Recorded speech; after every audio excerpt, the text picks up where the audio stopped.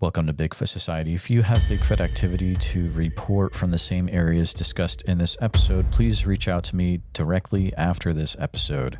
And if you'd like to be on the podcast to discuss a personal Bigfoot encounter, please reach out to me directly at bigfootsociety@gmail.com. Do you wish there was more Bigfoot Society to listen to every week? Well, there is now. If you become a supporting member over at Patreon, you get a special members-only episode every single week on Wednesdays, and sometimes even more episodes.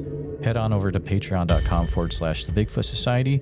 And now let's get on with the show. All right, Bigfoot Society, I've got the privilege of talking to Grayson today. Grayson's an individual that reached out to me through email about some things that he experienced that he would like to share today. So welcome to the show, Grayson. How's it going? Great, sir. How about you? Having a good day. We are -20 down here in Iowa, but we're going to get out of it. So I can't complain really, but Grayson, I'd say let's go ahead and I'm going to give things over to you. Take us back to however far back we need to go, and feel free to share what happened to you that day. Okay, it was late summer of 2012, back in my middle school days. So I'm 24 right now. This happened about I'll say 12 years ago, almost 13 years ago, right about now. I would actually say waking up that morning, it was a typical day. I gotta do my daily routine, whatever, do my chores or whatever. Get ready for school. I started school late August of that year. And when I went down into the basement, I noticed a light that was glowing in a secret room, because the household that I was raised was 1800 house. It actually goes back into the Underground Railroad. And the area behind that basement wasn't used for over 110 years. So you go inside that room, it's pretty dusty and everything. And I was trying to think, okay, what light's inside that basement? It looks strange. This aqua green light, this greenish blue light. I was frozen for about a second, then I snapped out of it. Then I jetted back upstairs, and I met my uncle upstairs, and he's military. He's serving the Iraqi Freedom War back in 2002. He retired in 08. Then I talked to him, and I was trying to catch my breath. And he was like telling me, I'll explain to you later. We have some creatures in our basement.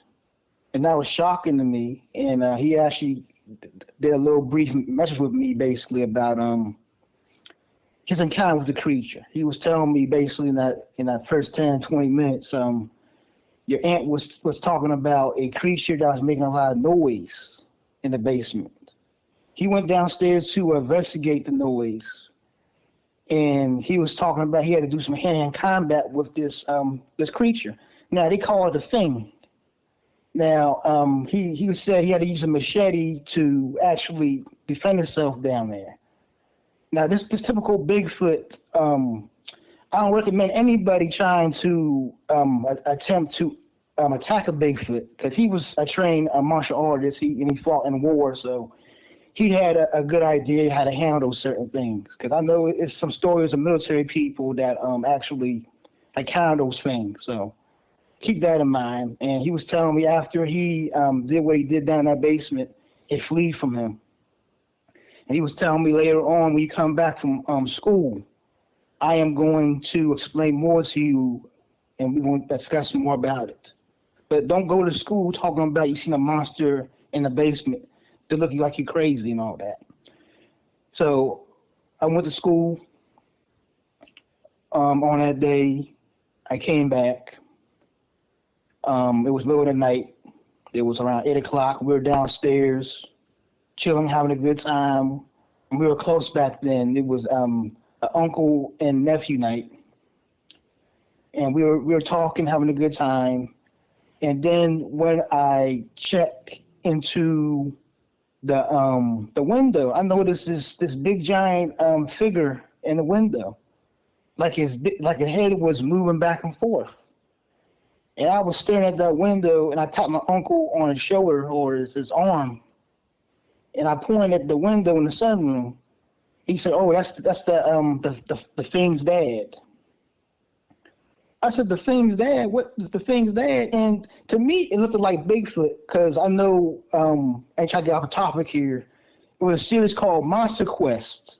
In that time period, I believe it stopped around 2010. I used to watch a little bit of that growing up, and they call it a thing in the household I was staying in, but I call it a Bigfoot, because what it looked like to me was a Bigfoot.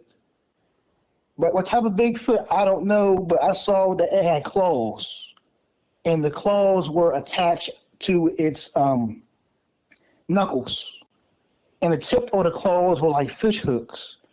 It's like it was the same width as and density as a machete.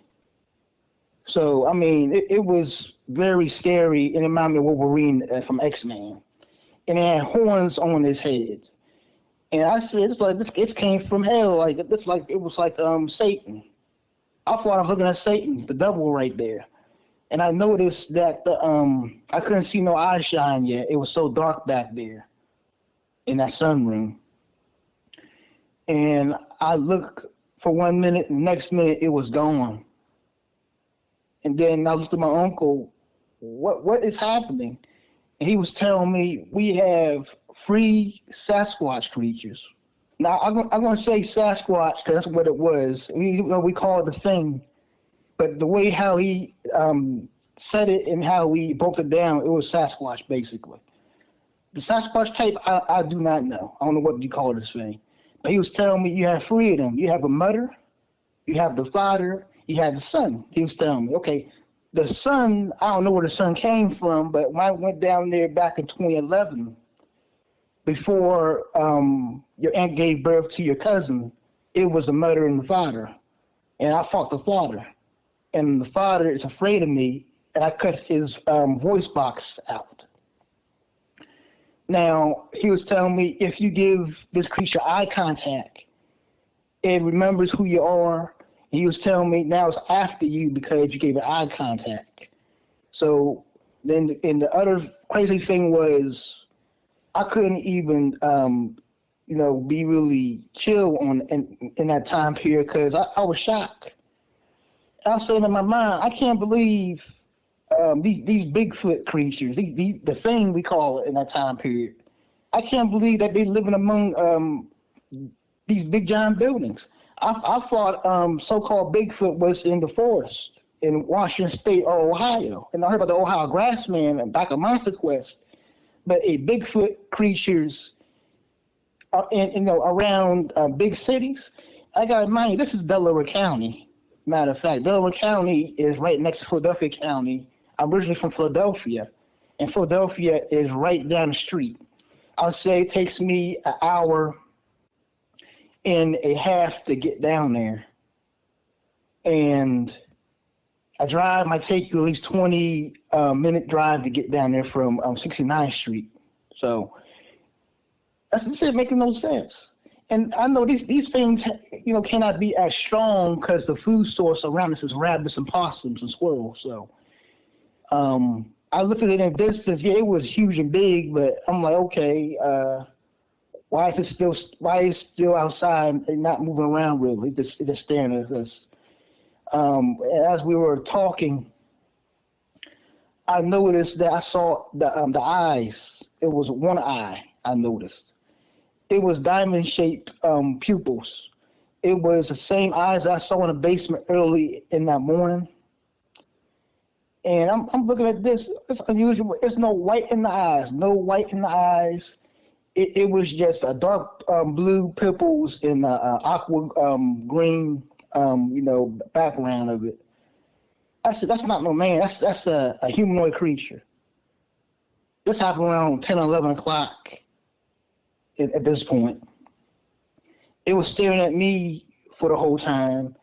And then when I looked directly at it and I blinked and turned my head, talked to my uncle, it was gone. Then shortly after that, we heard the door open in the sunroom. And I know we locked that sunroom door.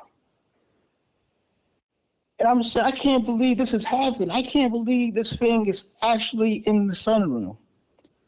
This was the scariest part of the encounter. I don't know. We have Class A sightings I heard about, but this probably goes above Class A sight. This was the next room over. But the thing was was the son of the thing. It was the son of the so-called Sasquatch. And it stayed in that room for the whole entire time.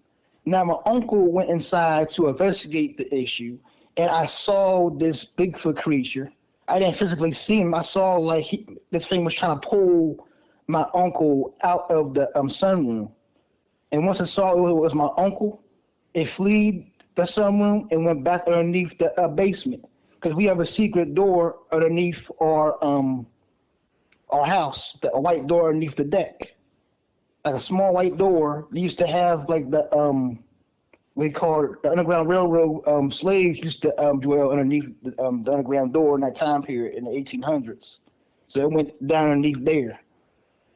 My uncle was saying that it thought it was you. It's after you. So uncle was saying, okay, this is what we're going to have to do here, because you have the fire outside, you have the sun that's outside as well. And what happened, we went, the basement. He heard some footsteps. And me and my uncle, we peek in the basement door, and he whispered in my ear saying the murdered Sasquatch is down there. Now, I'm saying Sasquatch so folks know what I'm talking about. So we called it a thing in that time period. But what I seen after he sketched it to me, I'm going to get to that in 1 minute. It was basically a Bigfoot. But it wasn't your typical Bigfoot that you see, on these channels. It was a satanic Bigfoot. This Bigfoot was different than the normal Bigfoot right here. More slim and lean. It wasn't as bulky as a Washington State Bigfoot or something like that.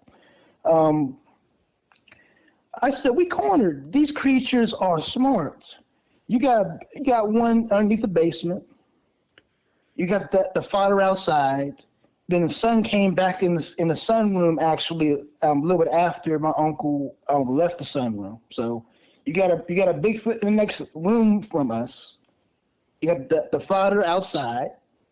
You got the murdered Sasquatch underneath the basement. So we kind of cornered here, and my uncle had a wife and his his daughter upstairs. So he got to protect me, my aunt, and his daughter in that time period. It's 2012. And I can't believe on a Friday night this was going to turn out to be this way. I never in my life said early in the morning time I woke up to get ready for school, I'm going to experience a Bigfoot encounter in this way right here. Bigfoot was not in my mind in that morning time waking up. And I got to tell you that. I think back about that, and I question myself, coming on this show right here. I don't want people thinking, oh, he's making this up. I'm being truthful. I remember Lowell Coleman and Monster Chris was talking about you're going to start seeing an increase of Bigfoot sightings happening in these big cities. And I got to say, he was not lying. He was definitely telling the truth. So, and I also experienced some spiritual stuff that happened to me too. I remember getting punched by a ghost when I was asleep for some reason. It's a strange experience with that. But continuing on to that same day, when I was with my uncle, we don't want to call the police because we don't want the police to think that we are crazy. And in that time period, it was a crazy time period. You're 12 years old and you're trying to figure out, basically. I was told when I was growing up, monsters didn't exist, ghosts didn't exist. But however, in my childhood, I experienced some of those things. So I kind of already knew that ghosts existed. Now, Bigfoot, I kind of already believed in Bigfoot before I even seen Bigfoot. So I already had that feeling, I already had that in my mind when I was growing up. And I look back at that encounter. I mean, a lot happened on that night. I'm just trying to get everybody a feel what I'm about to say here. It was other encounters leading the days after, but this night was more intense than ever. I say around 1 o'clock, we went upstairs for the night. You know, get our heads together. But one thing I did notice was the Bigfoot creature was still in that sunroom. While we were in the kitchen, making sure the doors were all locked and stuff, my uncle was telling me, "Look, nephew, look at that reflection at that window right there. That reflection. We see the same eye color."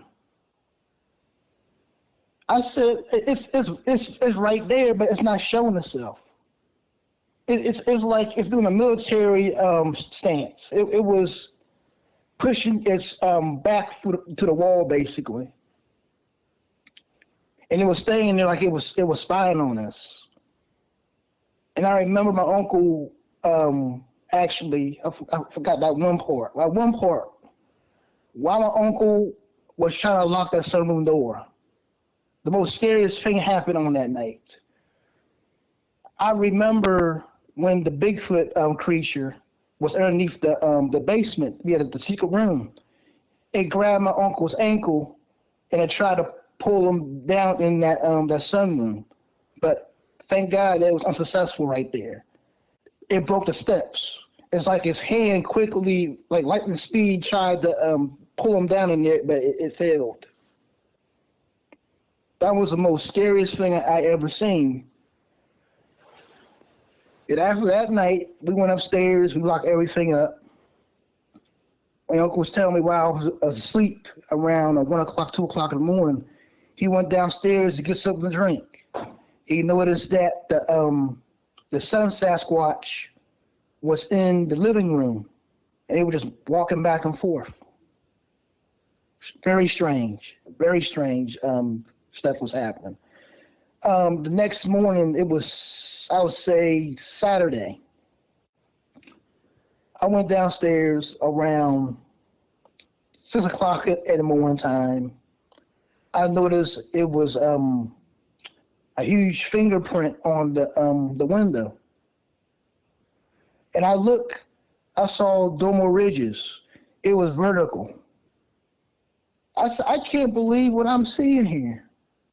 This actually was real, because I had to verify in my mind that I wasn't sleepy. And I saw that. I said, you know what? I got to tell my uncle about this. My uncle came downstairs an hour later. I showed him this and said, oh, that thing was trying to escape. It was trying to escape. And later on that day, his siblings came over to chill with us for the night. And I was staring at my neighbor's window because something caught my attention the following night. I noticed that same Bigfoot figure pacing back and forth my neighbor's house. The horns. I said, how is this thing inside my neighbor's house? But you can tell behind those curtains, it was something odd about this being. I'm watching this for about, an hour. I'm looking, this makes no sense.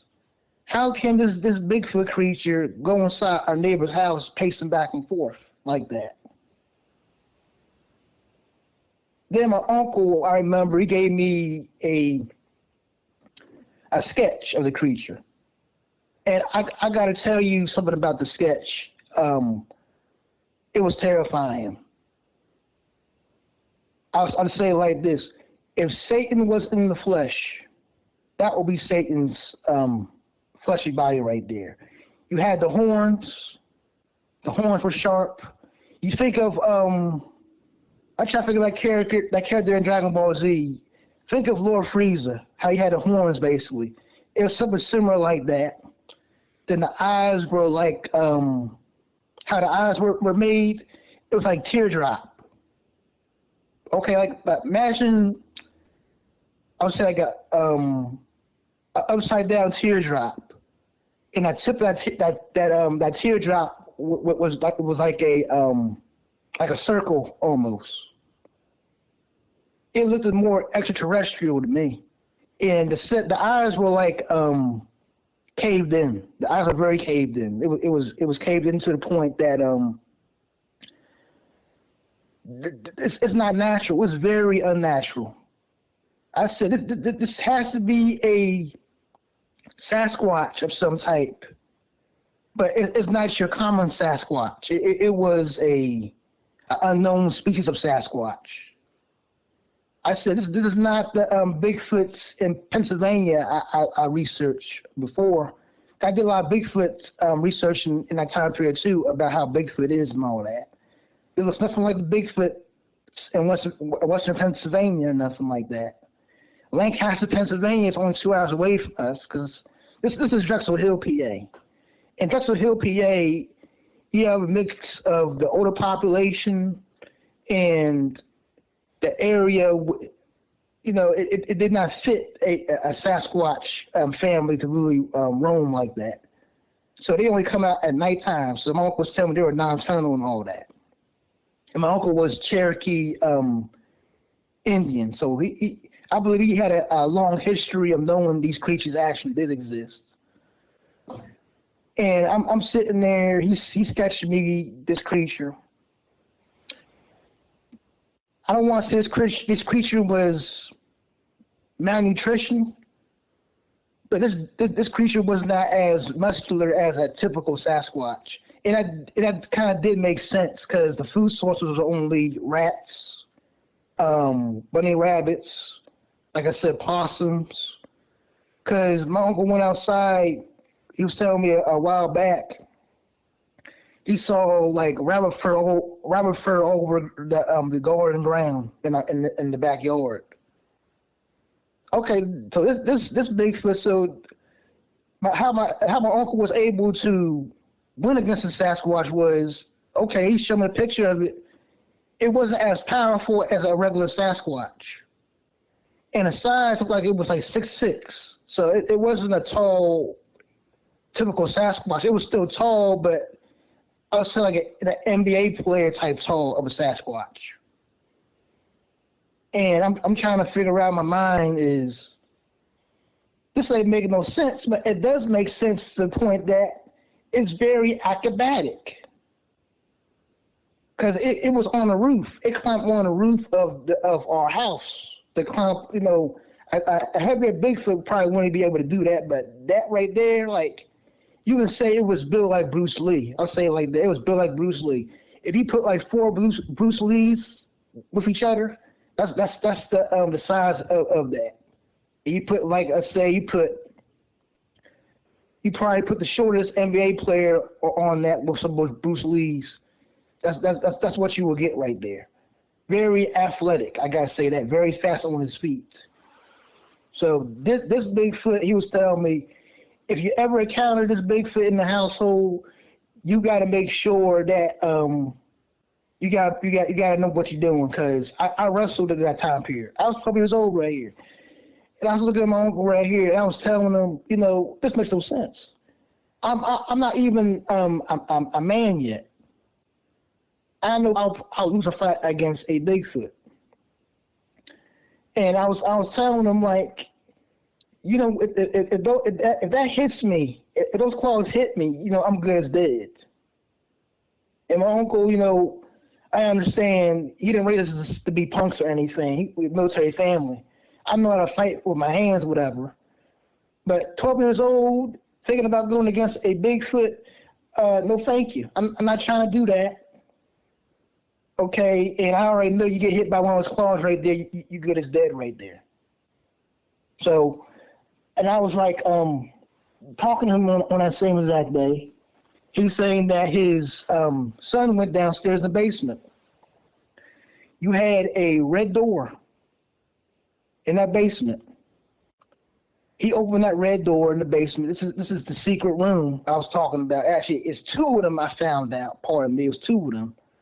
He had a white door, and opened that white door.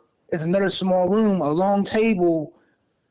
Again, it goes back into the 1800s, Underground Railroad. Long table. He opened that red door, and he had to end up fighting that creature. And my uncle had, like, he was showing me his machete. His machete had actually had blood on the machete still. This wasn't make no sense to me because I still think back to this day, like, I'm like, God, what was the whole point of me even experiencing that? You know, imagine this, you growing up in a household and you living with a Bigfoot family that you don't even know, you never even seen personally, but you know that you coexist with them in that same building. And these Bigfoots living among us around a lot of these people. This is not making no sense to me. This is not making no sense. But it also proves how intelligent and how stealthy they are. That stealthiness, and to a point, that's a very advanced stealthiness. That's very advanced. That stealthiness to the point even the military would be proud of actually achieving. How can you be that tall and know how to move around a lot of people like that? I don't know. But it just proves to me how smart they are. But I remember, I would say this was going close to Monday. Not a lot happened for the past following weeks after that. We chilling at home. Then we started noticing some things happening. I started noticing snot on the window. Snot. You got snot on the window. You got snot on the car window. Well, my uncle didn't say nothing. We know about it, but he didn't tell his wife and daughter that. Because he don't want them to think that we are crazy or anything like that. Then what ended up happening in that time period, because right now I'm memorizing what happened, it's been a long time, stay with me please, is that the backyard. Now, when I was doing landscaping work on that day, this is like 4 months past what happened. It's like going towards 2013. I landscaped the backyard.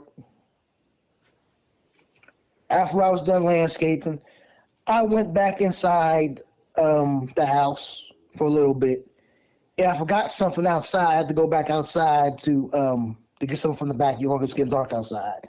Before I re-entered the house, I noticed this Bigfoot creature hissing at me, but the head looked like a baby-sized head, like a small baby Sasquatch. I stared for about 10 seconds. And as I looked towards it, I said, oh my gosh. It hissed like a cat. It wasn't like your old howl or nothing. It hissed. And it makes sense. Because the Bigfoots know that we live among people. Okay, if that Bigfoot went to the Ohio howl towards me, it wouldn't, it will cause too much attention. It wouldn't be smart. So that Bigfoot actually did it hissed like a cat. It hisses. So as soon as it hissed at me, I went back inside the house. Then I called my uncle. Uncle said, yeah, I'm going to be there in a minute. And it slowed down for a while. Later on that night, we were in the sunroom playing pool. We noticed some figure that was outside staring at us. And my uncle did this. He waved his hand towards the window. He was telling me, okay, son, something is actually stalking us. Something's on the other side of that window. Something's there. Because I can't see the face of this thing, but I know something's definitely there. I said, how can these Bigfoots be right in front of you outside? You still can't see their facial features or nothing. I never get that. It's so dark outside, you can't see the facial features, but you know that it's there. That is some crazy stuff right there. I said, There are some crafty beings. I'll tell you that right now. Um, Leading up to the days that's following, I would say the last we call thing that the last thing that we seen from these creatures was I remember going outside. My uncle was in the backyard. He was telling me he believes the son of the creature is actually on a tree outside of the our backyard. So what he did, he said, "Okay, bring that chainsaw. We're gonna have to do something to get rid of this creature right here because they're disturbing us. They causing us problems. We need to get peace back." And what happened? We cut some branches off, and it looks like the creature fled. He was telling me, "Grab that machete, because if that thing came towards us, I need time to actually get ready for attack or assault towards it, so I could chop his head off or whatever." So okay. So we chopped the branches off some of those parts of the trees, and he was saying it fled. Okay. The father and son is gone out of the premises. Now the only thing left is the mother. He was talking about the mother left a day after that happened. So I'll say around 2015, the very last time of a sighting in our household was me and my uncle were sitting in the household. He's saying, look, I see it. He told me to turn my head very slowly. I turned my head very fast, and I missed it. He was saying it was there, but it was older. One thing he was telling me basically, I'll give you something to remember right here. If it ever sneaks up on you while you in the bathroom, whatever, or doing anything in the household, elbow it real quickly. That will give you time to react to it and defend yourself.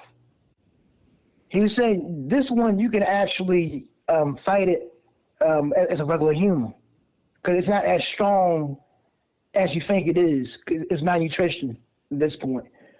So basically, after that encounter, he was telling me the first 6 months when it's young, the eyes are aqua blue. When it gets into adulthood, the eyes are dark red. He started explaining to me, and after that encounter in 2015, it was sightings off and on, but it died down. It was no more activity. It was a strange time.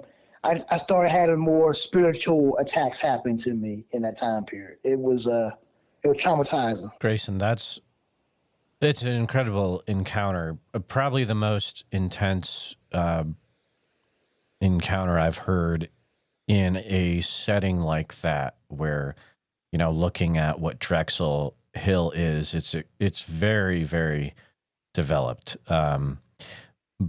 But if you look at a map, there's some interesting things. I do notice there is a creek that runs through it. Were you guys near that creek at all? Yes, we used to fish there.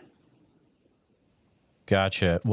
And so I'll ask this first. You guys, the house is not in the family anymore, right?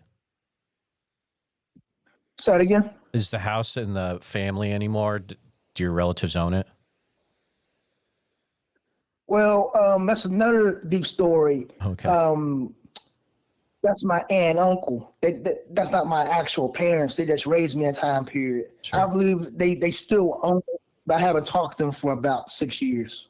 So. Okay, gotcha. So hypothetically, it would make total sense if this property was close to the creeks. As you're probably aware, usually they like to follow the creeks, right? And it does look like this Darby Creek runs into Drexel Hill, but if you follow it out, it connects to some pretty some pretty big green spaces, which is interesting. I mean, that would make sense. So When you tell me that, that's probably how they probably got there. But that the setting of where I was living at, it still makes no sense. No, it's very, very It unique. still makes no sense. What color were they again? Their hair? I'll say like a brown sugar. I'll say that, brown sugar. Okay. So here's something that's interesting. So there's a Pennsylvania Bigfoot Society, which is not connected to me. It's just a similar name. They have a sighting report from 2009 in Delaware County. And this is by Media, Pennsylvania. So pretty much there's a woman driving outside of Media, and she sees a creature standing on top of a hillside, but she describes it as being approximately 6 feet tall, not very large in size, and covered in long, reddish brown hair. I mean, that sounds a little bit similar to what you described. You never know. They might be related. Yeah. I mean, I don't know. That they was might be related. a few years before your encounter. So it may have grown a little bit, but it's so interesting, you know, having those creatures in such close proximity. Would they ever make any noises, or did you ever hear anything weird when they were around? Not at all. Oh, wow. When I first encountered it, it was early morning. The first thing I noticed was the eyes. Mm-hmm. Okay. You know, I was told growing up, ghosts and monsters don't exist. I'm here to tell folks that's a lie. They do exist. Absolutely. Do you feel like they were ever trying to communicate with you in any way at all? Sometimes in these situations, you may hear something in your head or some other form of communication. Did anything like that ever happen to anyone in the house? Not do I know of. I do remember talking to my sister that's older than me. She's from Pennsylvania. And I asked her about, you remember seeing anything strange in the household? And she said, oh, yes, that thing. They call it a thing because they don't know what this thing was. I mean, I call it a Sasquatch because I used to watch Monster Quest growing up. I said, okay, it looks like a Sasquatch, but the features of it is not like your common Sasquatch.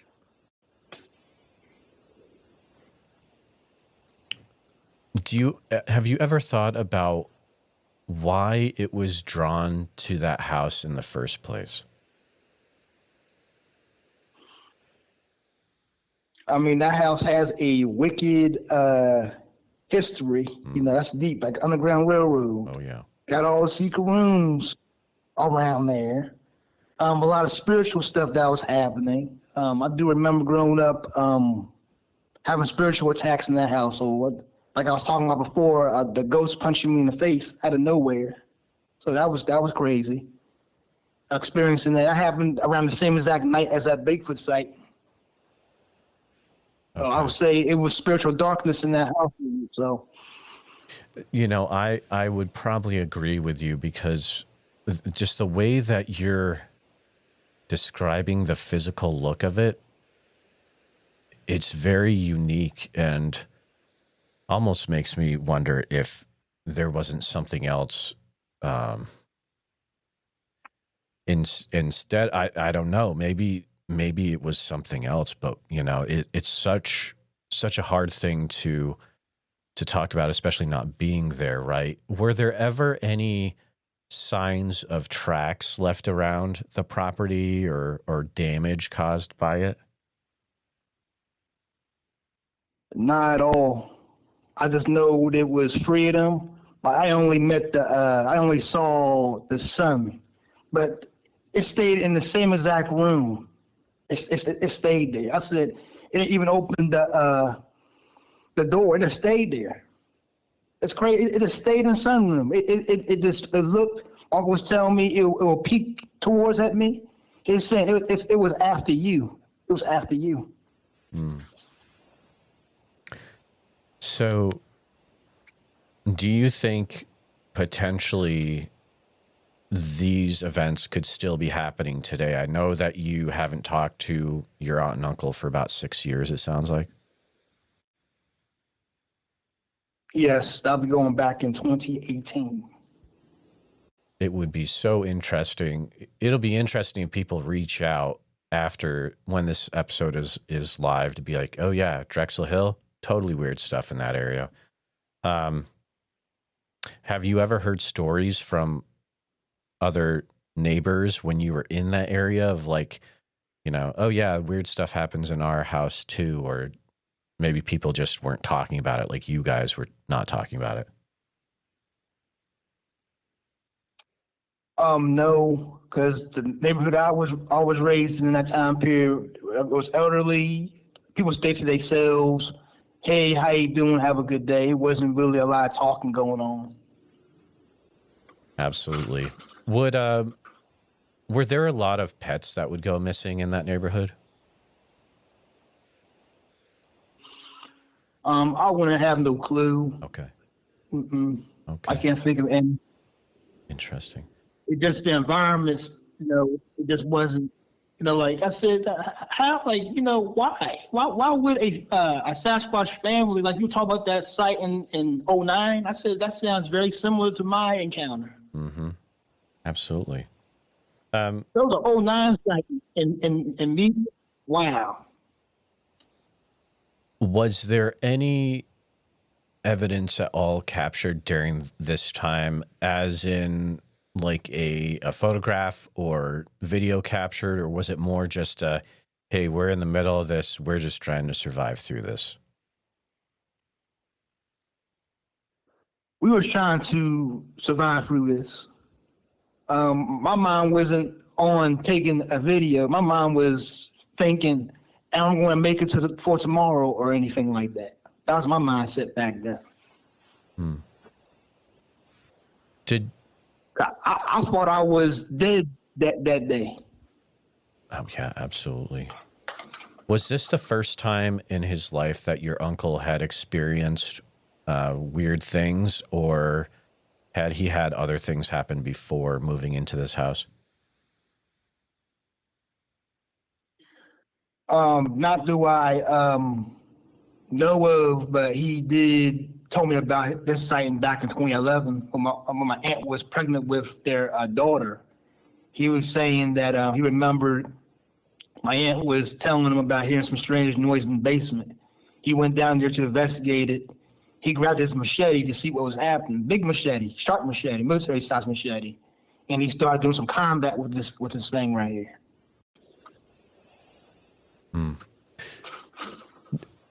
Do you mind sharing about what you experienced when you were punched in the face by that ghost?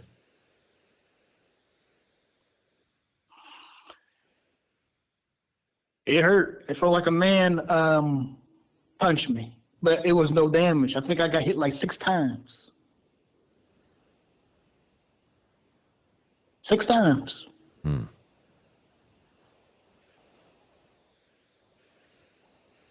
Did it happen when your eyes were closed? You, like, let's say you falling asleep, all of a sudden punched in the face 6 times, or did you wake up and then you still are getting punched even more when you're awake?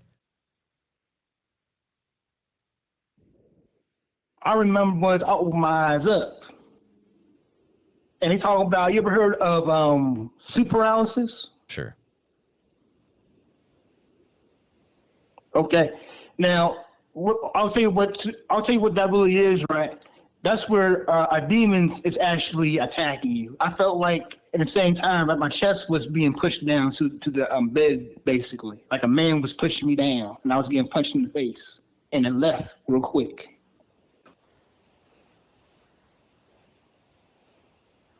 Was that the only event that was attributed to maybe ghosts in that house, or did other things happen as well? I always experienced being attacked by ghosts since I was 3 years old. I had more accounts with ghosts than Bigfoot.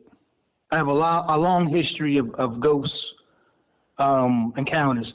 Even today, where I'm at, I still experience some ghost attacks. Do you have the same heritage as your uncle then? No, I don't have the same heritage as him. Okay, gotcha. We're not blood related. Sure. I just asking pretty much about you'd mentioned he had Cherokee heritage. It's very interesting. Mm-hmm. After you moved out of this house, it sounds like things still continued to happen to you.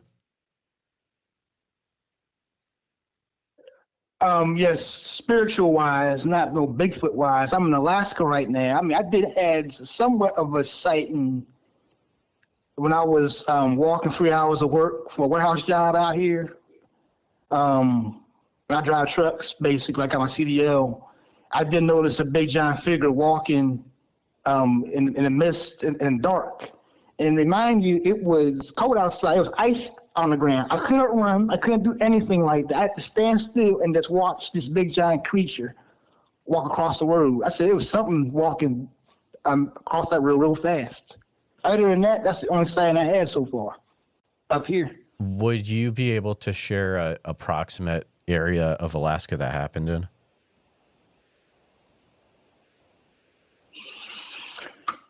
Okay, I would say Anchorage. Okay.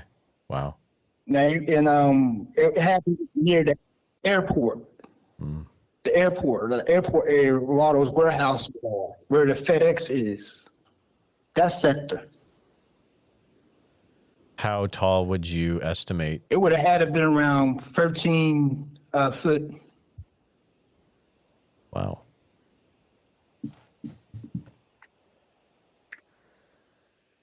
That's why I say praise God. If I was there at that moment, I could have been snatched. I could have been dragged out in those woods. We'd be talking right about now. I think back about that. I said, man, that was too close, too close. Have you ever tried to do anything to get these things from stopping, or to try to get them to stop hurting you? The ghost? Yeah. I just pray about it, and it don't bother me. It don't happen every day, but I just pray about it, and it's slowly not happening no more. But it's a process. Sure. So you're praying using the name of Jesus, I would imagine. Mm-hmm. Yeah. Yep, and it works. And the key thing is I don't fear that stuff because I already experienced that growing up when I was free. So I kind of grew up with these things. So I know how it is. Yeah, I mean, you've been punched in the face 6 times by a ghost. That's pretty unique. You can probably deal with a lot of stuff after that. Because most folks, each his own, but some folks will probably flee from even having a door open. I do remember when I was growing up, seeing doors open by themselves. And my deceased aunt, we were in the room eating fried chicken in Philadelphia, and we had this door slammed in front of us. And I opened that door. I felt like a grown man was right behind that door trying to keep us in the room. And I pulled very hard on the other side, and it let go of the door. I said, that's some grown man strength right there. Ain't nothing behind there. And you said, sorry, that was at a residence or at a restaurant? That happened in Philadelphia when my great aunt passed away before, like around 05, okay, around that time period.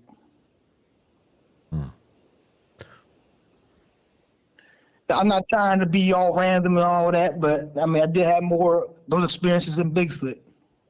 No, and the thing, Grayson, you may know this by also looking into the subject, is that, I mean, I would say 99% of the time when you talk to an individual that has a Bigfoot encounter or sighting or close-up stuff, they are having other things happen as well, big time, whether it's telepathy or it's paranormal stuff. And it is just a very, very strange thing. Why do you think those might be connected? I'm still trying to figure this out because I'll get more in depth and more personal. Now, my great aunt actually passed away in 2012, 2 weeks before my birthday. My birthday's coming up. I'll be 25 in May 21st of this year. She died like May 12th. So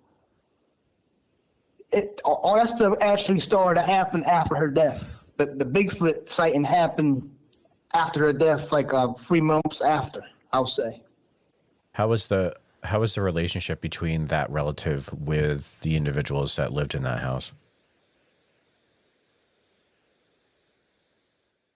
It was wonderful. Okay. I she wasn't my biological mom, whatever, but she treated me like I was her son. You know, I miss her dearly. It breaks my heart.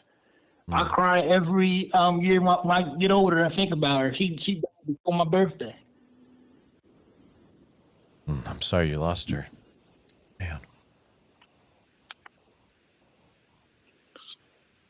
Grayson, would you have any advice for people that are actively trying to seek out these creatures or to have a sighting of one?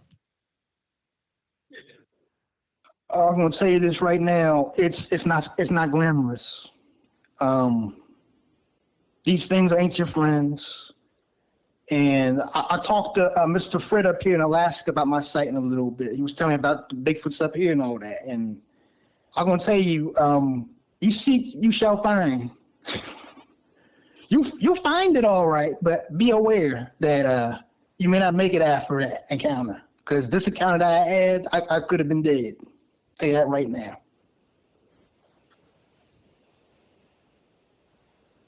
Grayson, I appreciate you coming on the show today to share some very intense parts of your life, and thank you for being so open with them. You're welcome, sir. Anything else I can do? Yeah, I would say if things do continue to happen and there's things that might be helpful to know, please feel free to reach out at a later time, or if there's any questions you ever have, and I will try to help you try to make sense of what you're experiencing. But I just appreciate you being so forthcoming with everything that you and your relatives have experienced. Thank you. You're welcome, sir. Thank you for having me on here. Have a good day. Just want to take a few minutes to say thank you to you, all my listeners, for listening to the podcast. Please take a minute to help out the show by subscribing on YouTube, making sure you hit the bell so you don't miss any notifications, and share the episode on YouTube with a friend. Also, if you're listening to us on a podcast, thank you so much. Make sure that you're subscribed, share the show with a friend. Really, it's all about sharing the show wherever you can. If you've had a Bigfoot encounter related to the following or know someone who has, please reach out to me at bigfootsociety@gmail.com or pass on my email. Here's the list. Number 1, encounters from Franklin County, Texas. Number 2, encounters from the entire state of Iowa. Number 3, encounters from Oak Ridge, Oregon, or the surrounding area. Number 4, any individuals that know about Bigfoot being flown off after the Mount St. Helens eruption. Number 5, individuals that have had a Bigfoot encounter while in the military. Number 6, those that have had a Bigfoot encounter in the southern New Hampshire or north central Massachusetts area, including Franklin County, Massachusetts. Number 7, individuals that have had a Bigfoot encounter in a Bible camp or Boy Scout camp setting. Number 8, individuals that have had Bigfoot try to enter their house forcibly while they were living inside. Number 9, individuals that have actively have a Bigfoot living on their property. And lastly, any sightings that are in the Ouachita National Forest area of Oklahoma or Arkansas. A special thank you to all the Bigfoot Society Patreon and YouTube channel members. It's your support that helps keep the show going, and I extremely appreciate it. I'll see you back next time, listeners. Sasquatch Summerfest this year, July 11th through the 12th. It's going to be fantastic. July 11th through 12th in Green Waters Park in Oak Ridge, Oregon. And listeners, if you're going to go, you can get a 2-day ticket for the cost of one. If you use the code BFS, like Bigfoot Society, but BFS, and it'll get you some off your cost. Priscilla was nice enough to provide that for my listeners. So there you go. I look forward to seeing you there. So make sure you head over to www.sasquatchsummerfest.com and pick up your tickets today.